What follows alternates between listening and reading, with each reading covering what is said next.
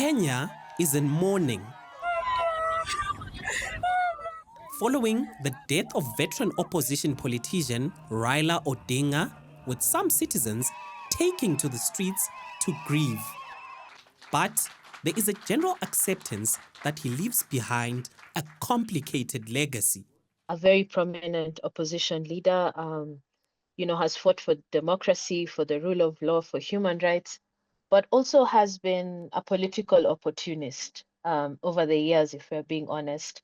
And for several successive administrations, even though he has never clinched the presidency, he was always very consequential to the political settlement in Kenya. That time, they worked together with Kibaki, but in the run-up to 2007, they had broken ranks, and Raila Odinga ran for election, and that was a disputed election that ended up in the post-election violence that saw thousands of Kenyans die and many displaced from their homes. Odinga helped craft a new constitution in 2010.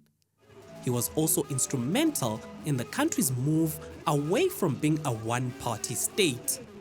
Raila Odinga has been, the key political figure in Kenyan politics for 35 years now.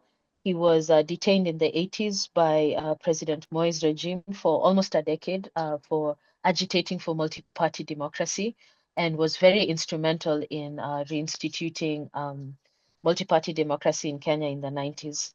Despite gaining prominence as a renowned political mobilizer and towering figure in Kenyan politics, Odinga ran 5 unsuccessful campaigns for the presidency. He rejected each result, threatening instability in the East African country. President Cyril Ramaphosa has sent his condolences to Odinga's family, friends, associates, including his Orange Democratic Movement Party. Kenyan President William Ruto has revealed a committee will organize Odinga's funeral.